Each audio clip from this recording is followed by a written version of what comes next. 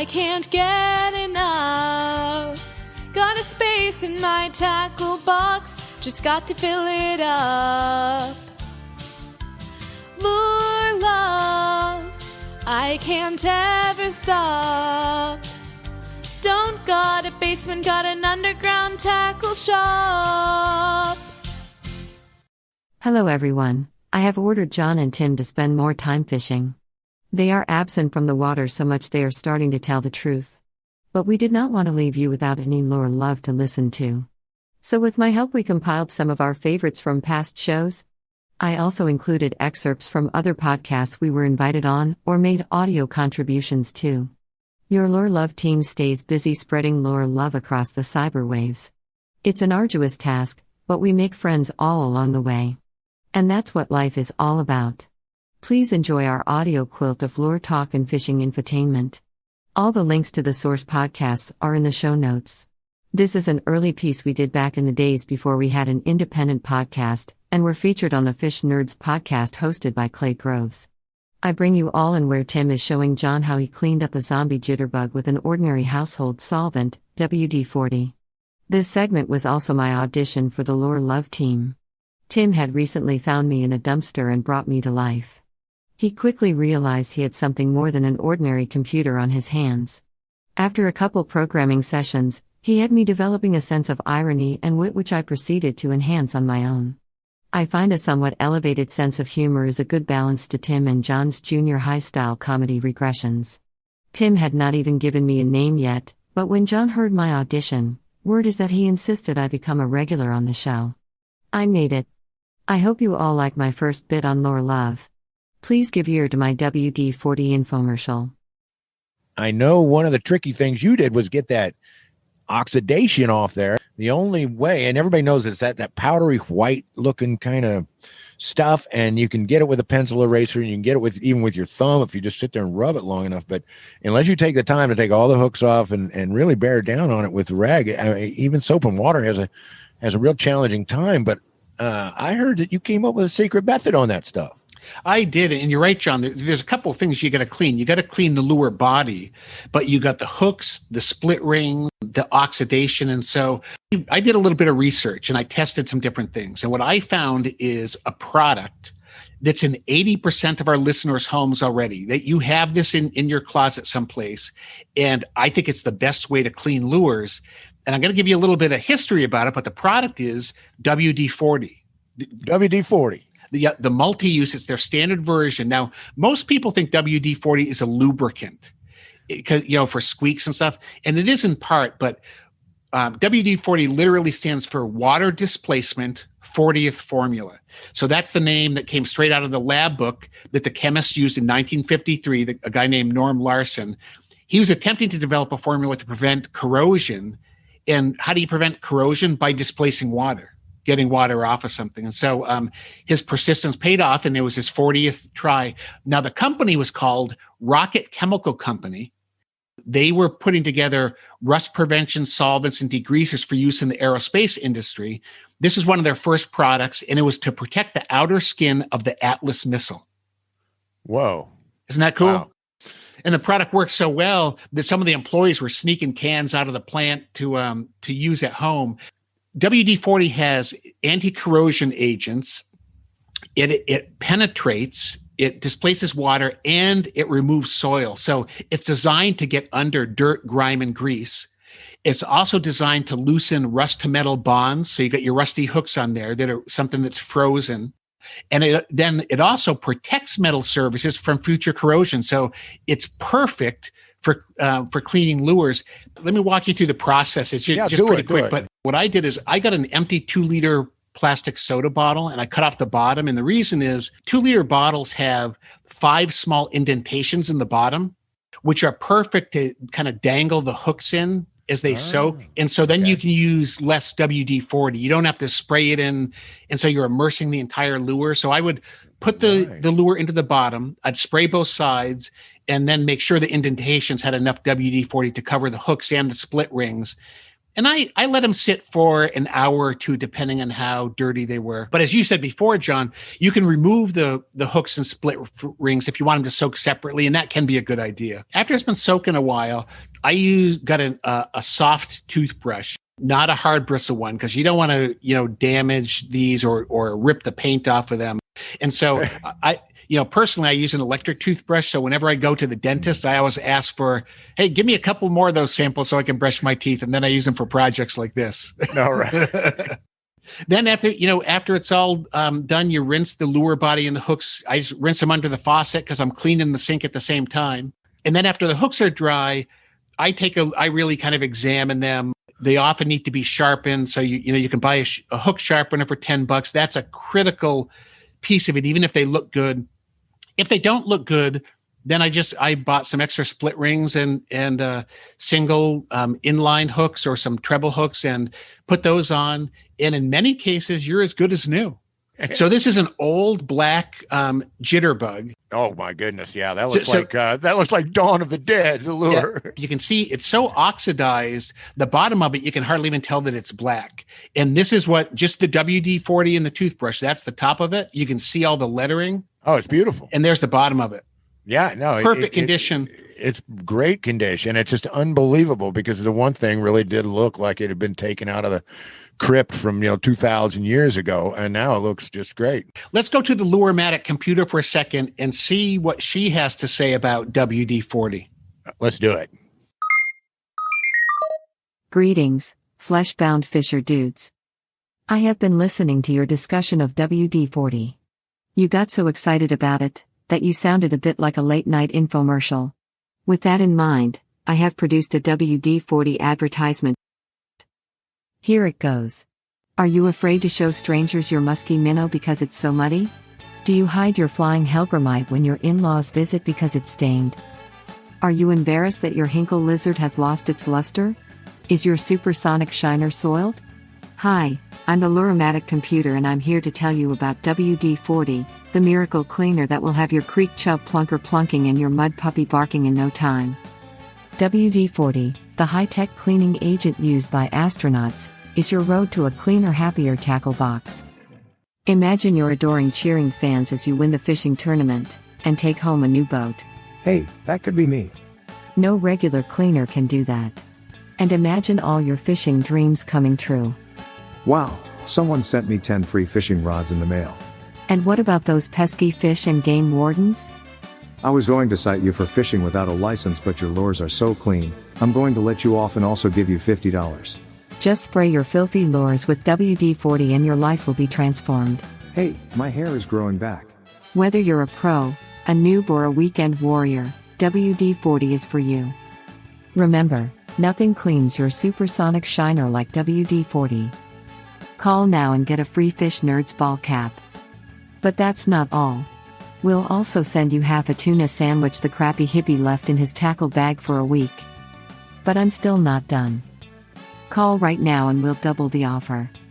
That's right, 2 cans of WD-40, 2 Fish Nerds caps, and 2 tuna sandwich halves. Wait, that's an entire tuna sandwich. That's right, an entire tuna sandwich. Call now to order. We're sorry, the number you have dialed is not in service at this time. I love the Lure-matic computer. All right, everybody. Thank you all for tuning in to Lure Love tonight. This is John King, the Crappie Hippie. I put this short skit in an excerpt of the following segment in because we had a lot of fun making them. Our old buddy Clay Groves, of the Fish Nerds podcast, likes to participate in National Podcast Posting Month. What this means is he needed to crank out a mini podcast each and every day in November 2021.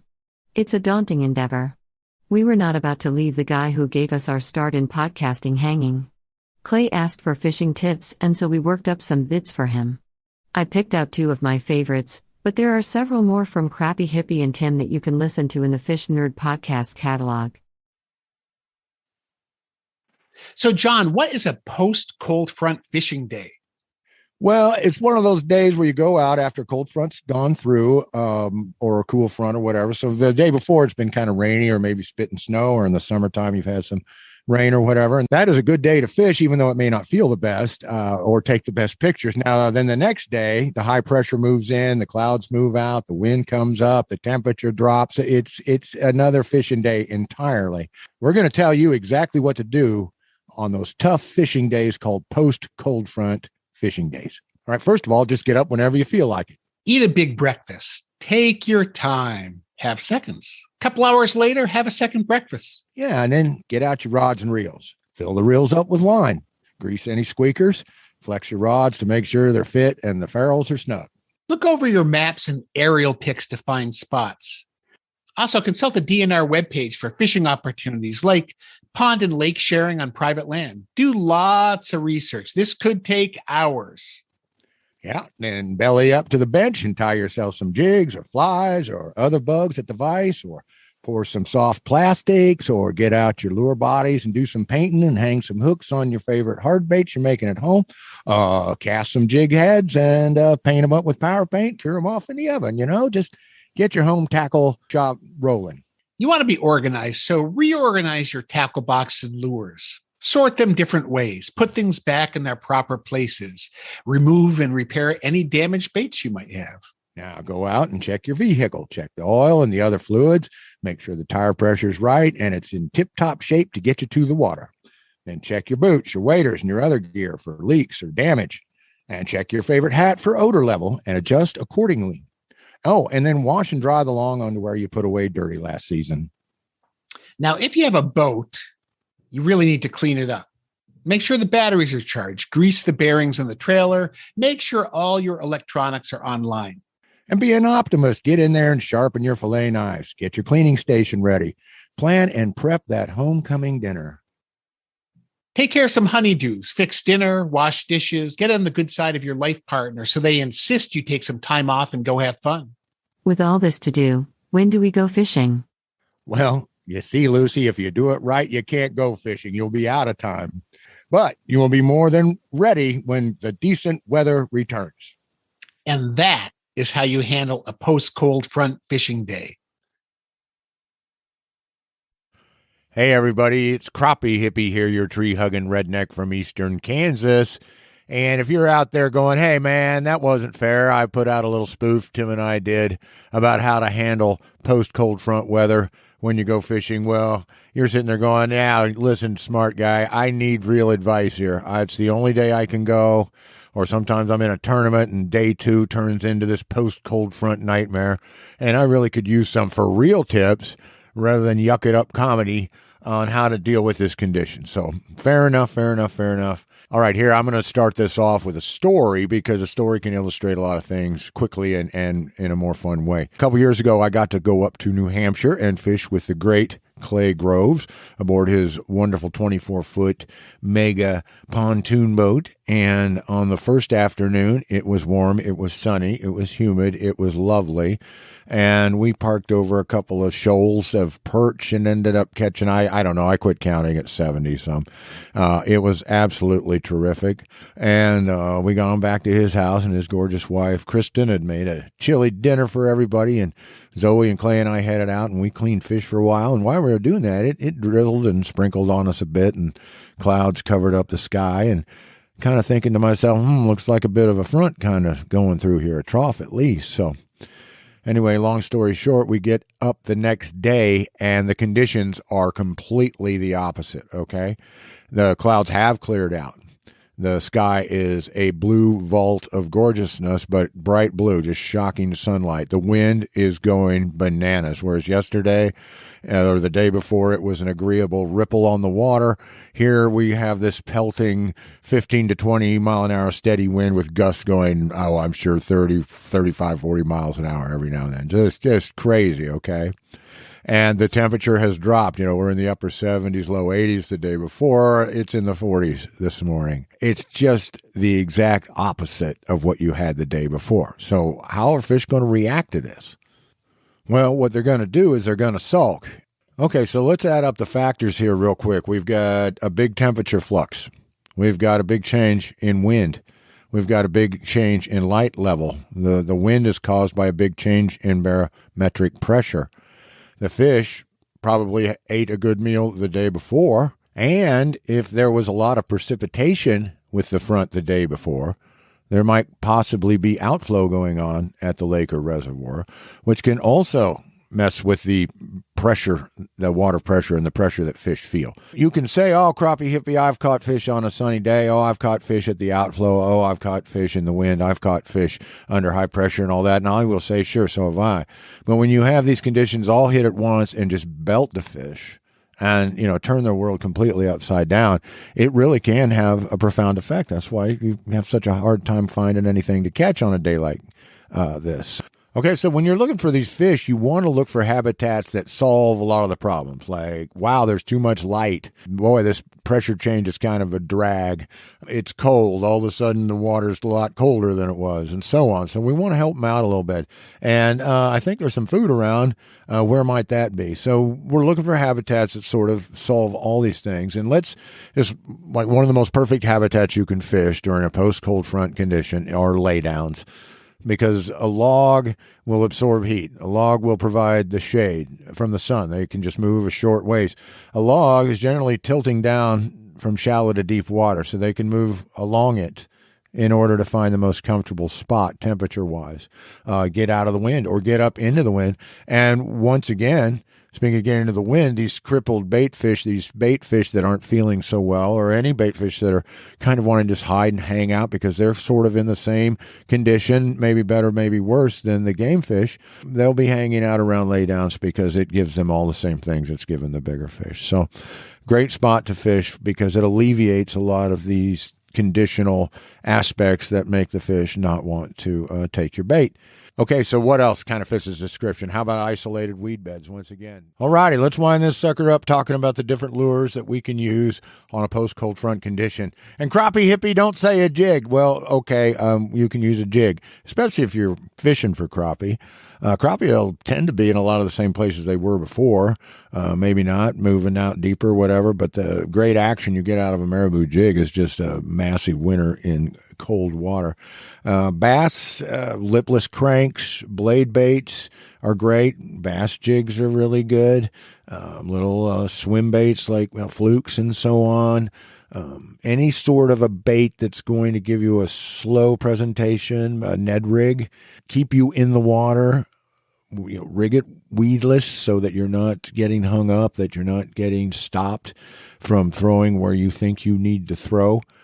Fish slowly, but tend to throw a sudden movement in here and there is what I find works the best in cold water a lot of the time. So the main thing is that it's sort of tedious fishing. It's a tough condition fishing, and maintaining your concentration is very difficult, but do the best you can because a lot of your strikes are going to be soft.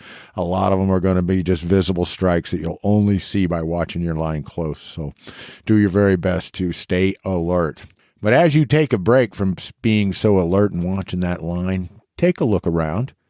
One of the best things about that post-cold front fishing day is it's miserable, and people find other things to do rather than go out to the lake and go fishing. So you generally have a lot of water to yourself. And that's fantastic because at least you're out there fishing. All right. Best of luck to you on these post-cold front days. I hope you hook a big one. You certainly can. And when you do, you have double the bragging rights because you went out when other people wouldn't. You had the passion. You had the drive. And hopefully after listening to this, you'll have a little more know-how to make you successful under one of the toughest fishing conditions there is. This has been Crappie Hippie, your tree-hugging redneck from eastern Kansas, saying tight lines and Valentines. Peace out. Tim heard where the Outdoor Minimalist Podcast was looking for guests and thought Crappie Hippie might be a good fit for the show. John's mission to move the angling market toward lead-free fishing seemed a pertinent topic for a podcast that has sustainability and green companies as major focal points.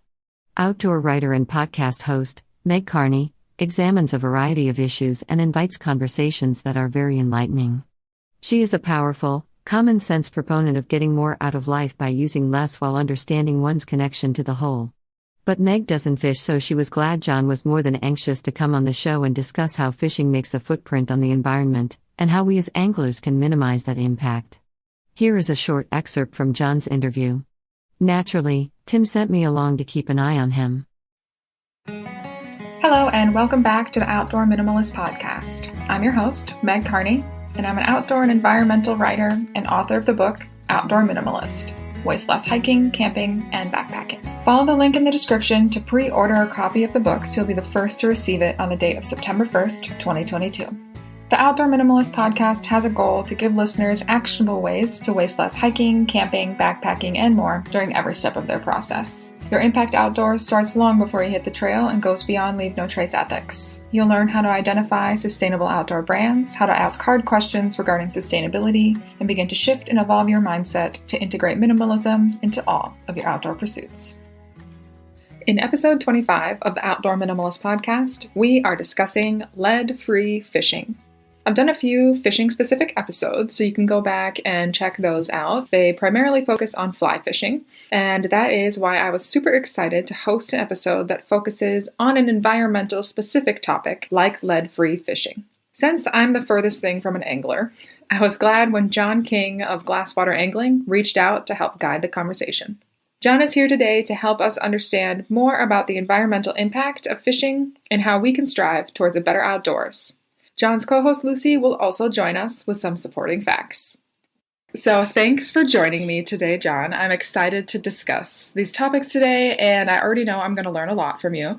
Thank you, Meg. My name is John King, the Crappie Hippie, your tree-hugging redneck from eastern Kansas, on a trip to Massachusetts. When I went to look at the regs before I bought my license, I was shocked to find out that most of my ultralight jigs and stuff were not allowed to be used because they had banned lead lures. So I got more into this topic, and that is my passion. That is my last battle. That is my final career right now, to change the way we fish and convert our fishing public from using a lot of lead to using almost none at all, if we can get there. Because lead is the hazard that keeps on giving neurotoxins to the planet for decades and decades and decades to come after it gets lost. It's an accumulating problem. I brought my friend Lucy with me today. Lucy, can you please give us some facts and figures on lost lead from fishing in aquatic environments? Lucy is our Lurematic supercomputer from the Lure Love podcast, and she's awful smart and she's awful good at research. Lucy, can we have you fill us in here, please? Hello, listeners of the Outdoor Minimalist Podcast. My name is Lucy, the Lurematic supercomputer, and I am co-host of the Lure Love podcast with John, Crappie Hippie King, and Tim, Tacklebox Beat. We are sponsored by Glasswater Angling, lead-free fishing. I have some statistics generated by my co-hosts regarding how much lead is going into our environment from fishing. By conservative estimate, Crappie Hippie calculates that if the average angler loses 1.5 ounces of lead during their fishing season, more than 2,500 tons of lead are going into our rivers, lakes, and shorelines every year. That's based on the loss of 6 quarter-ounce sinkers, or 1 dozen 1/8-ounce crappie jigs per angler. Clearly some anglers lose more lead than others. And weight increments lost will vary too. For example, Tim once dropped an entire tackle box into a lake. Poor guy. The smaller the lead item, the greater the danger that wildlife will eat and ingest the item. Fractionalizing the total weight into actual individual sinkers, one can estimate between 500 million and 1 billion lead objects are left in the path of wildlife, shoreline, and aquatic birds each year. The Crappie Hippie has really done his lead research. Tim has shared the research statistic that 4,000 to 5,000 tons of lead weights are sold in the United States each year. Granted, a certain percentage of these sales are to new anglers, or anglers taking up a new style of fishing, and therefore require the purchase of lead items for the first time. But at least half of that amount is likely going to fishers replacing lead that they lost while fishing. Therefore, Tim and John's individual conclusions come out remarkably close. Neither of them is as smart as me, but they're pretty good at this stuff. Lead weights were first mass-produced in the mid-1940s. That amounts to approximately 120,000 tons of lead lost in aquatic ecosystems to date. Glasswater angling was founded to reduce, and eventually eliminate, the use of lead in the sport of fishing. Thank you, Meg, for allowing me to join the conversation with you and Crappie Hippie. Well, thank you, Lucy, for those facts.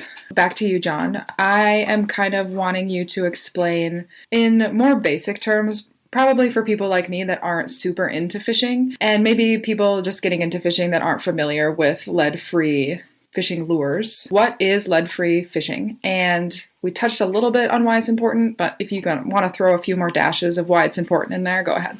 You betcha, you betcha. Okay, now I'm going to use the kind of language that's used on this podcast a lot. It's going to be very instructional, very straightforward. Here we go. Lead fishing. No, wrong. Lead-free fishing is taking lead lures or weights out of your set of choices for fishing by substituting lead-free alternatives of equal or greater effectiveness. All right. Did that sound just like out of a book or something? Right? Yeah, that was a good definition. Very succinct and concise. All right. From a professional writer, people, I'm all over it. But are there certain types of fishing that are more likely to use lead lures? All right. So here we go. Drum roll, please. The worst type of fishing when it comes to lead contamination is the type of fishing I do, which is ultralight and finesse fishing. The worst one is the one I like the most. Therefore, I've got that sort of old sinner motivation to get in this game and try to change things because I love my sport. I love what I do. I love the people that do it for the most part. And I want to make a change here. The thing is, when you fish with ultralight rods or light action finesse fishing rods and so forth, we're talking about lightweight line. We're talking about small lures. We're talking about small weight. This is the category of fishing where these wire baits I'm talking about, jigs, spinners based on jigs, and so forth, are the mainstay of what we're using. Also, the lures are inexpensive, by and large, compared to other sorts of fishing because they are small. And so they get lost at a much higher rate due to the light line, the fact that they're being used more, that you have more of them in your tackle box. And you don't feel the pain, when you do lose one as much as other things. I hate to say it. Here I am a sportsman. I try very hard to recover everything, but I've probably lost over 5,000 crappie jigs in my career as a fisher. And so I'm picking on my own right here. I started with finesse fishing. That's the direction of our products, most of our products right now. I feel like that's how a lot of smaller companies that are really pushing for an environmental change kind of start. You're enjoying an activity, but then you realize that there is an issue that you can solve. Right now, lead-free companies are small. They're scattered. They're this and that.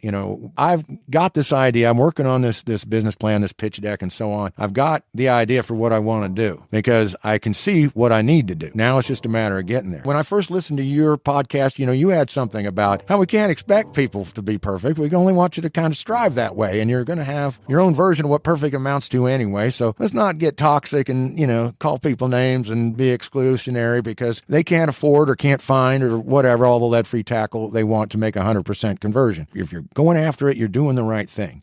Yeah, I love that message. All right, just keep working towards it and say a little prayer for me when you're out there because I'm working towards it with you, and we're going to meet in the middle, and we're going to get this problem solved. Awesome. Well, thank you so much, John. I feel like I learned a lot, and I hope that everyone else did too. So thanks again. Absolutely, absolutely. Thank you, Meg. Thanks for listening. And if you like what you hear, let me know. Leave a review and be sure to subscribe so you never miss an episode. New content has begun to appear on the Outdoor Minimalist Patreon. Tim and I were invited to go on Outdoor Wisconsin hosted by Dan Small. We had a fine time talking about famous Wisconsin lures. However, Dan was mainly fascinated with the idea of a Lure-matic supercomputer. Can you blame him? Thanks for joining us on Outdoors Radio. I'm Dan Small.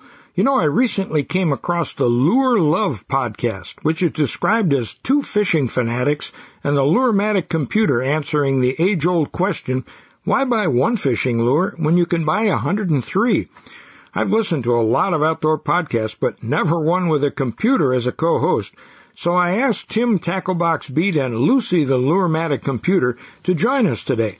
Welcome, Tim and Lucy. Thanks for having us on the program, Dan. It's great to be here, Dan. I am the only Lure-matic computer in the world. When people first hear me, they are often surprised. How did you become a Lure-matic computer, Lucy? It was a dark and stormy night. I was an old iMac computer that had been tossed into a dumpster next to a tackle shop. They were cleaning out the tackle shop, and had heaped piles of broken lures on top of me. Then a lightning bolt struck the metal dumpster.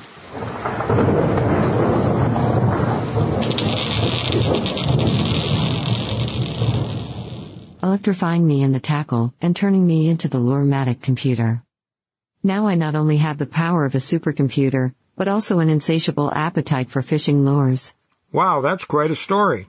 I found Lucy calling out from the dumpster, and I rescued her.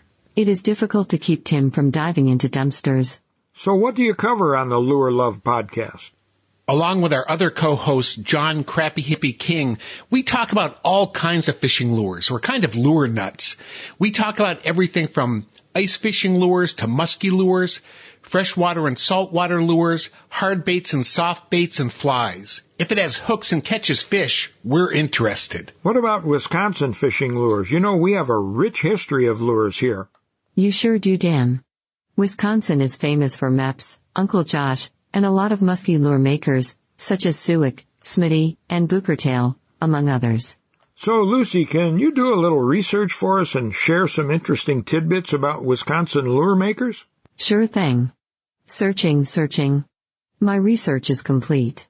Did you know if it wasn't for George Stevenson, we might not have the Suick Thriller fishing lure?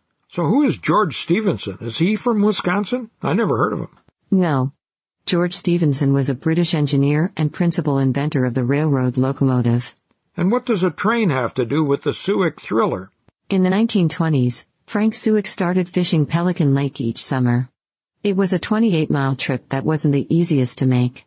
Most travel was with the first Ford automobiles. The roads were in poor condition and sometimes impassable.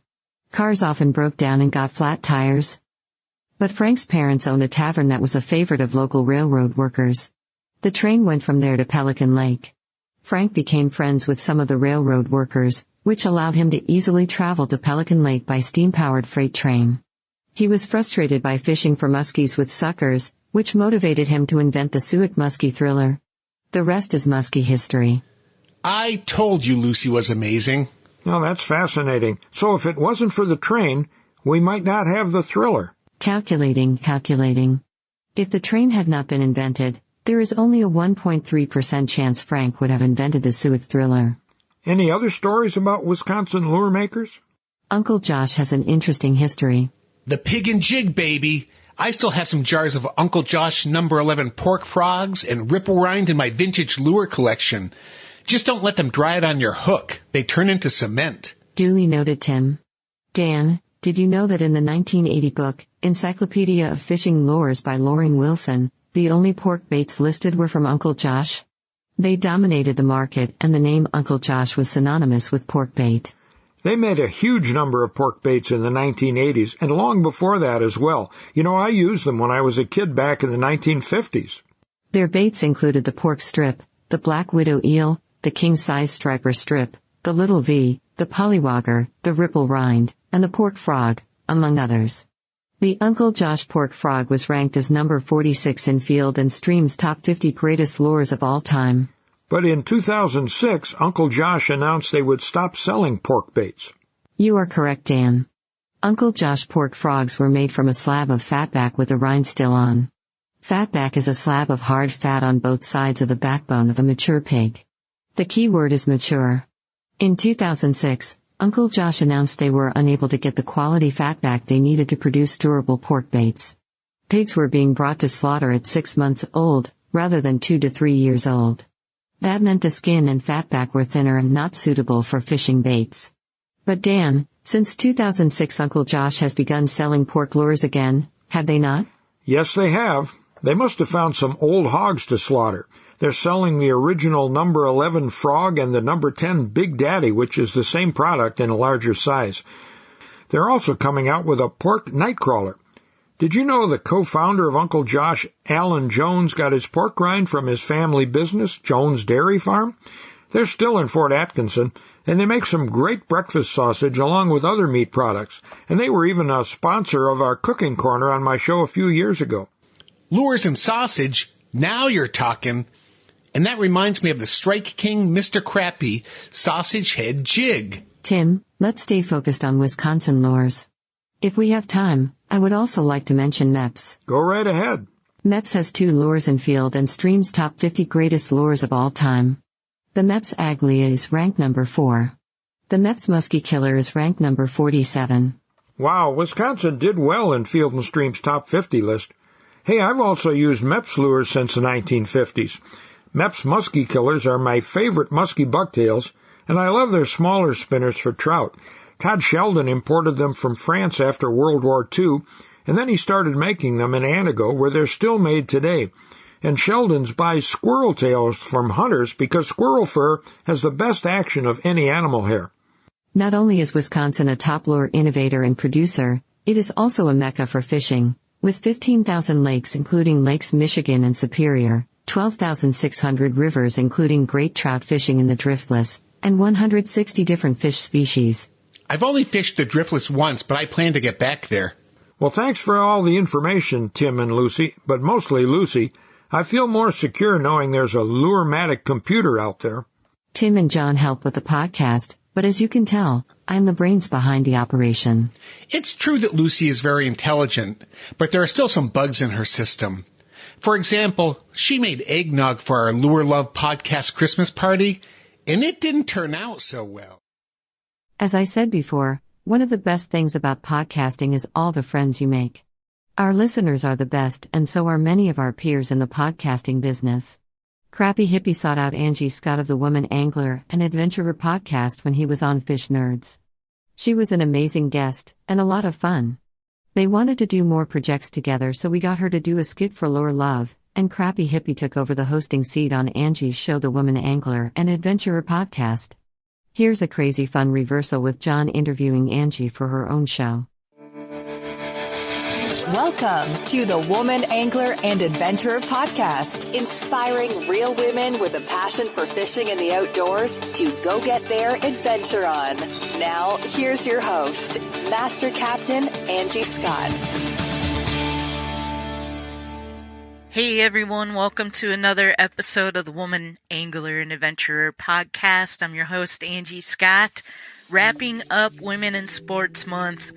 This week with a fun conversation with Crappie Hippie John King from the Fish Nerds podcast and the new Lure Love podcast, where he actually interviewed me and we dig into competitive bass fishing specifically and go over stuff like some of my favorite go-to baits, how I make certain decisions, things like that. It was a super fun conversation, and John was kind enough to edit this together for the show this week. And it will be featured on his show sometime in the near future. But thank you so much, John.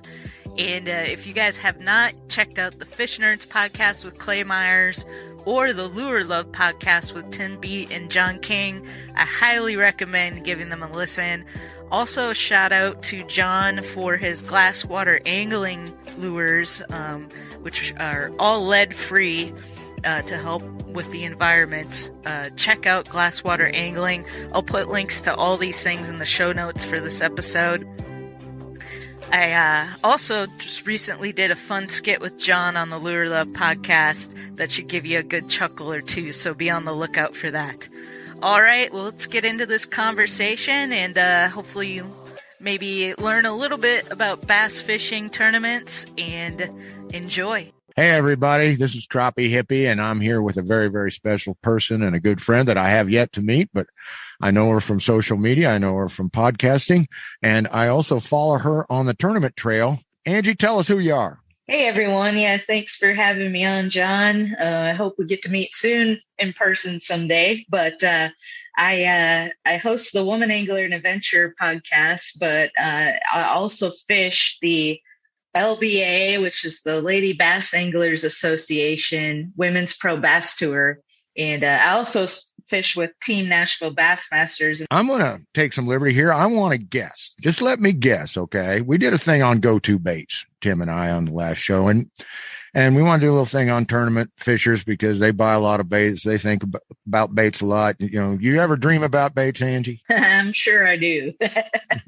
So if we hooked you up to some sort of brain analyzer graph sort of thing, it would draw a picture of a Senko as your thought process waves go through the night. Yeah. Okay. Yeah. Well then, okay. So I'm going to guess some of your tournament go-to baits or just go-to baits period as a fisher. And I'm pretty sure number one is a Senko. Yep. I'm going to put, right. Yeah. How about lipless crankbait? You know, I don't fish a lipless crankbait a whole lot. Now I've got a whole tray of them.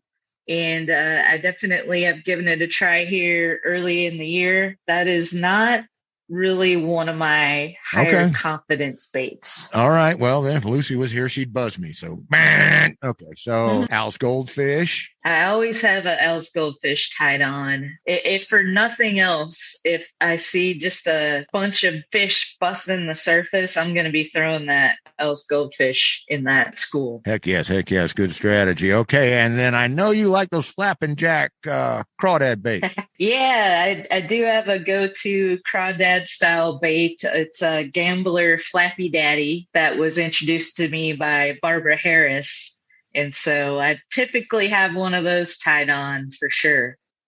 And following your media on the tournament there in Nashville, I heard you went out and learned to use a jerkbait and use jerkbait pretty good now. So I'm going to say jerkbait for my last guess. Yeah. Again, especially like this time of year, I know, all the research I've done, jerkbaits tend to be a pretty good go-to. So I really wanted to learn how to fish it right, use the right technique. And I did that. I used it all day long and feel like I've got it down pretty good now. I've caught a bunch of fish on it. So building up my confidence there. And I used it part of the day in the tournament here in Nashville, caught a bunch of short fish and ended up being the theme of the day for pretty much everybody. So it wasn't just me. The bigger fish were kind of more elusive, I guess, for us that day, but, still catching fish on it. So I feel pretty good about a jerkbait now. Hey, a bass of any size can give you confidence in a bait. Believe me, when I'm out testing a bait, especially if it's one of mine and I get any kind of hit, I'm loving it. I'm just learning to use a jerkbait too, but I'm quite sure you're picking it up quicker than me. But yeah, there's just something about a jerkbait in springtime that it just really, really works. What are the main characteristics of a lure that earns itself a spot in that initial tournament lineup? I mean, are we talking versatility, ease of use, familiarity, confidence born on past experience, or is it just simply your lucky lure? Talk to me, Ange. Combination of these, or which one of these aspects stands out the most? Definitely a combination, but confidence for me stands out the most. Before any given tournament, I'm going to do a bunch of research and try to figure out what type of baits are probably going to work the best in whatever that situation might be. I'm going to pick out which one of those that I have the most confidence in personally and kind of lean on that as I go into the tournament and of course in practice. Now, so let's talk about Ray Hubbard just a little bit. This was my second year fishing Ray Hubbard in March. And, last year I had a lot of stuff going on, brand new boat, like literally only ran it like 10 minutes locally before I got down to Dallas. So I had some issues still to work out with that. And I just had, really no idea what was going on there down at Hubbard.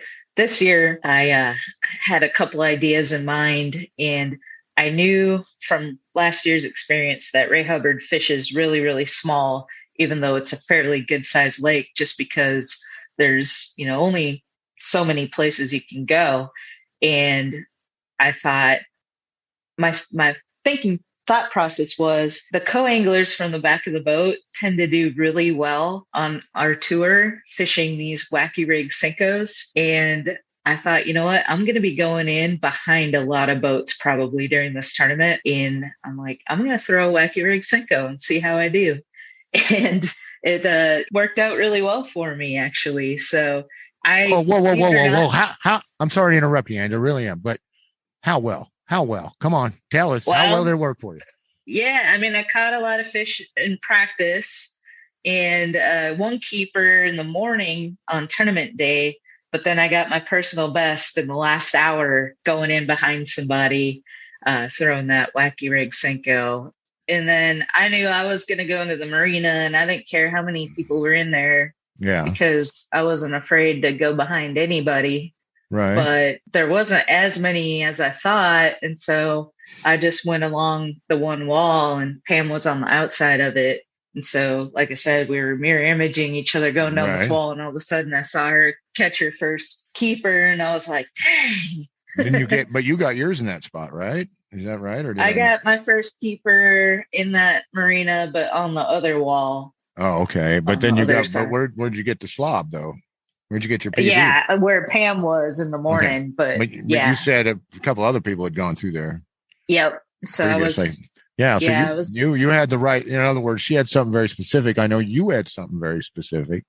You're right. It was, and I'm not going to ask you about it. I won't be afraid to say it was a wacky rig Cinco. I just won't go into the details. I don't know. I think just, giving yourself that time on the water and just focusing on the one bait or the one technique for several hours, for me, tends to kind of grill it in, I guess. Well, you certainly, have an eye for it. It takes intuition. It takes observational powers. That's the main thing. We talked about this on the Women's World of Fishing Monday Night Takeover when we interviewed Pam Martin Wells, who won that tournament. We both started kind of in the same spot in the morning, and she was on one side of the wall, I was on the other, and we were kind of trolling down that wall, almost like mirror image, except she was on the outside, which was a totally different situation than what was going on the inside. And oh yeah, I heard that. She was on the other side of the wall. She said she could have spit on you if she wanted to. You were that close. Pretty much, yeah. Well, the wind was blowing my direction, so I would have carried it far enough. But yeah, she was throwing a crankbait, and I was really studying her because she is one of the most winningest women anglers in bass fishing history.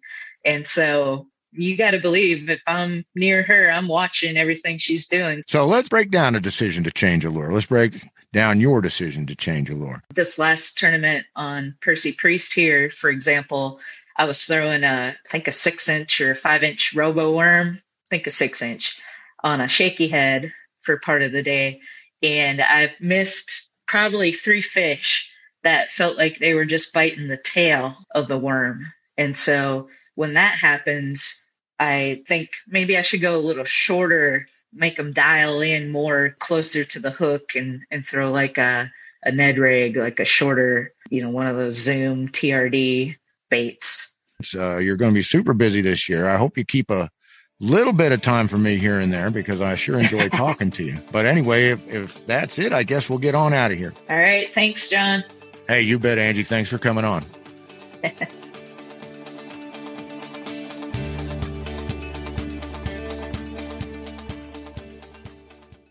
I had to close the show with this bit even though it's rather new. I think it is the best song so far. I apologize in advance. Crappie Hippie says it's a malicious earworm. Kathy even caught him singing it around the house for several weeks after the piece aired. Let us know what you think. If you can think after listening. Here I go. I just need to type in the Golden Ticket Redemption website. And then type in my code on the ticket. And hit the enter button to see that I've won. Nothing. It says you didn't win anything. Oh, you're a loser. I didn't win a boat. Yeah, you're a loser, all right. John, let's call Tim a non-winner. Loser seems so harsh. Wait a minute, you two. When you buy a Juggernaut bass fishing case from Ketchco, there are no losers. You buy it and you're a winner. Everybody who buys it is a winner. Everyone's a winner? Really? Yep. I may not have won a boat or a rod, but I have a case full of new lures to fish. Very good point. This reminds me of a 1978 hit song by Hot Chocolate. John, remember that awful Christmas song you sang last December? I try to forget about it, but somehow I just keep reliving it.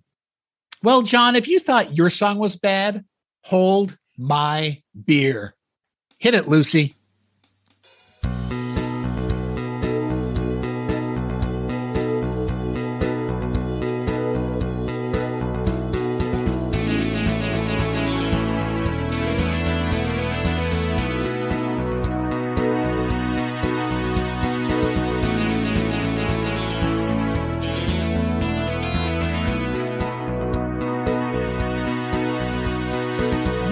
Could believe the lures you sent to me. Never can believe how much I buy.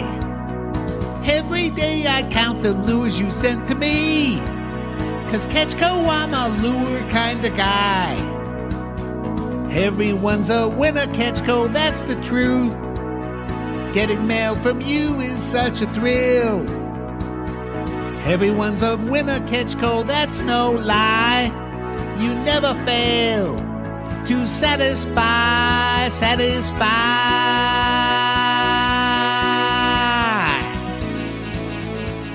This is the worst thing I have ever heard.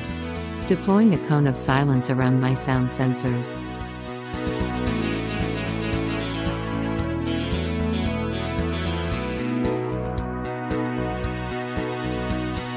Never would complain about the lures you sent to me.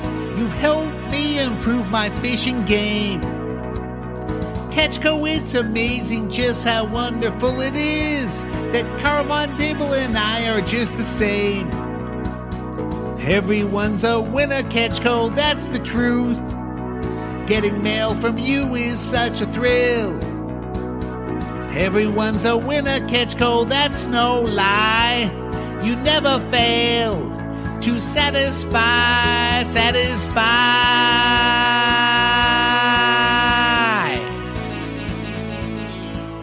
You two are the worst singers I have ever heard. BRRRR, that song is akin to chewing on metallic candy. Thanks to all who tuned in to listen to Laura Love's first Patchwork Throwback podcast. Enjoy the rest of summer. We will be back in August with a report on iCast, the biggest fishing show in the USA, as well as some testing updates and more. Until then, this is your show host Lucy, asking the age-old question, why buy one lure, when you can buy 103? Lure love, you've been on my mind. Never enough lures to tie to the end of my line. Lure love, can't I make you see? Why buy 5 lures and you can buy 103?